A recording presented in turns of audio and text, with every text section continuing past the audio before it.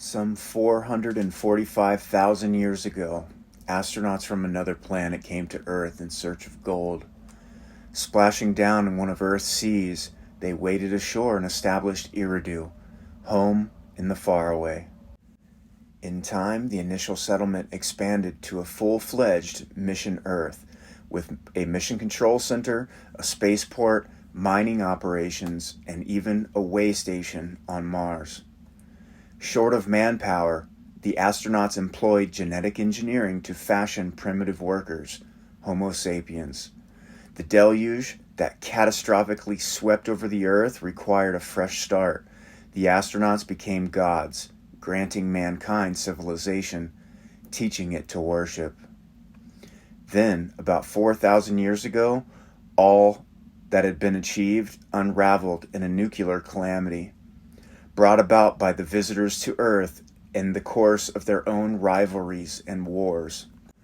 What had taken place on Earth, and especially the events since human history began, has been culled by Zecharia Sitchin in his The Earth Chronicles series, from the Bible, clay tablets, ancient myths, and archaeological discoveries. But what had preceded the events on Earth? What had taken place on the astronauts' own planet Nibiru that caused the space journeys, the need for gold, the creation of man? What motives, rivalries, beliefs, morals, or the lack thereof, motivated the principal players in the celestial and space sagas? What were the relationships that caused mounting tensions on Nibiru and on Earth? What tensions arose between old and young, between those who had come from Nibiru and those born on Earth?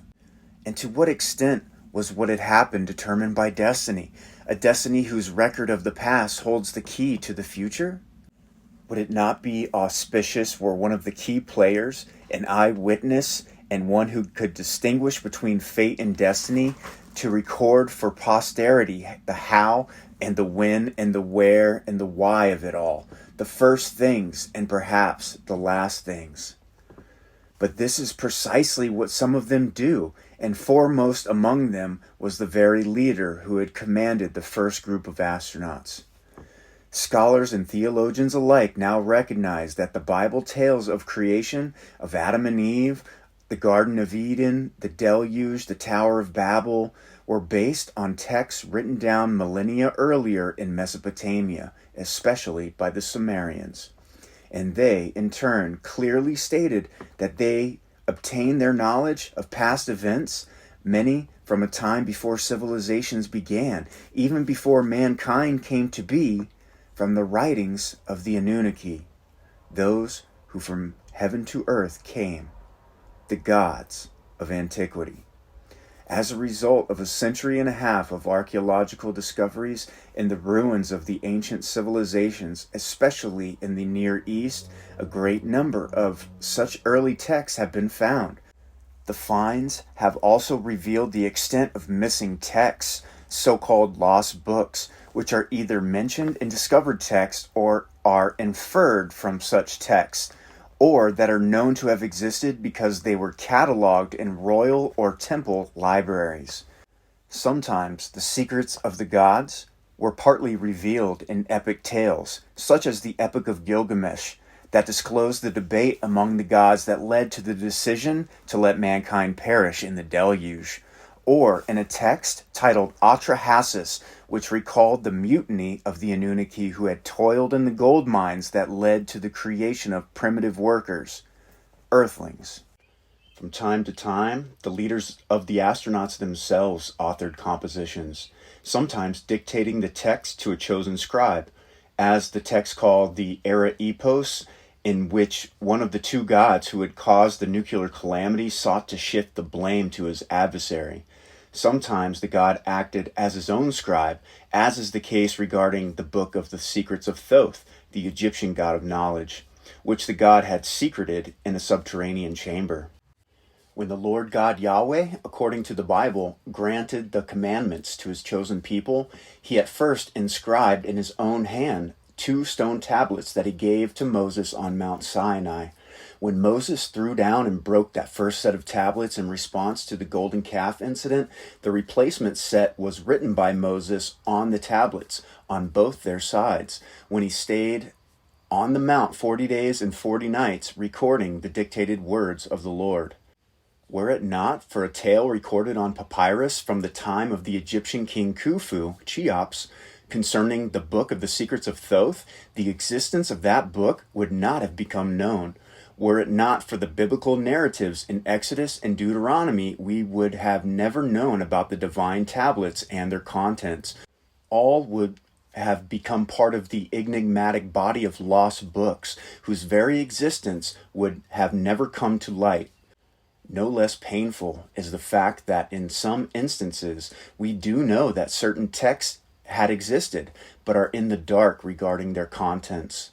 Such is the case regarding the Book of the Wars of Yahweh and the Book of Yasher, Book of Righteousness, which are specifically mentioned in the Bible. In at least 2 instances, the existence of olden books, earlier texts known to the biblical narrator, can be inferred. Chapter 5 of Genesis begins with the statement, "This is the book of the Toldoth of Adam." The term Toldoth being usually translated as generations, but more accurately meaning historic or genealogical record. The other instance is in chapter 6 of Genesis, where the events concerning Noah and the deluge begin with the words, "These are the Toldoth of Noah."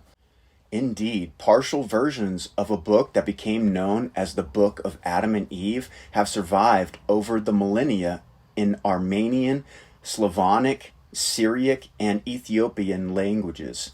And the Book of Enoch, one of the so-called apocryphal books that were not included in the canonized Bible, contains segments that are considered by scholars to be fragments from a much earlier Book of Noah. An often quoted example of the extent of lost books is that of the famed Library of Alexandria in Egypt.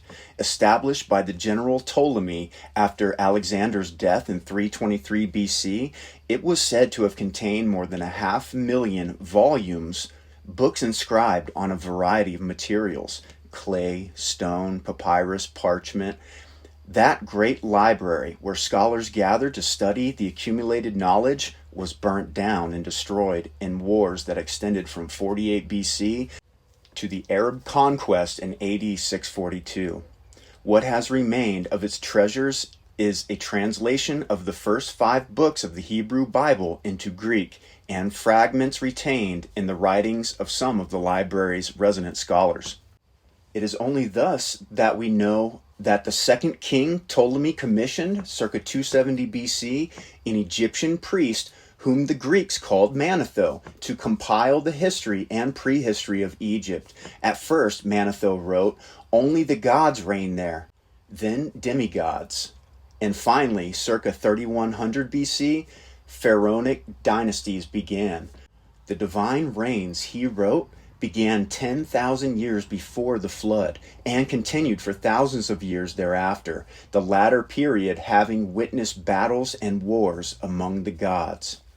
In the Asiatic domains of Alexander, where reign fell into the hands of the general Seleucus and his successors, a similar effort to provide Greek savants with a record of past events took place. A priest of the Babylonian god Marduk, Berossus, with access to libraries of clay tablets whose core was the temple library of Haran, now in southeastern Turkey, wrote down in 3 volumes a history of gods and men that began 432,000 years before the deluge, when the gods came to earth from the heavens. Listing by name and reign durations the first 10 commanders, Berossus reported that the first leader, dressed as a fish, waded ashore from the sea. He was the one who gave mankind civilization, and his name, rendered in Greek, was Oannes. Dovetailing in many details, both priests thus rendered accounts of gods in heaven who had come to earth, of a time when gods alone reigned on earth, and of the catastrophic deluge. In the fragmentary bits and pieces retained in other contemporary writings, From the 3 volumes, Berossus specifically reported the existence of writings from before the Great Flood, stone tablets that were hidden for safekeeping in an ancient city called Sippar, one of the original cities established by the ancient gods. Though Sippar, as were other pre-diluvial cities of the gods, was overwhelmed and obliterated by the deluge, a reference to the pre-diluvial writings surfaced in the annals of the Assyrian king Ashurbanipal, 668 through 633 BC. When archaeologists in the mid-19th century found the Assyrian capital Nineveh, until then known only from the Old Testament, they discovered in the ruins of Ashurbanipal's palace a library with the remains of some 25,000 inscribed clay tablets. An assiduous collector of olden texts, Ashurbanipal boasted in his annals, "The God of scribes has bestowed on me the gift of the knowledge of his art. I have been initiated into the secrets of writing. I can even read the intricate tablets in Sumerian. I understand the enigmatic words in the stone carvings from the days before the flood."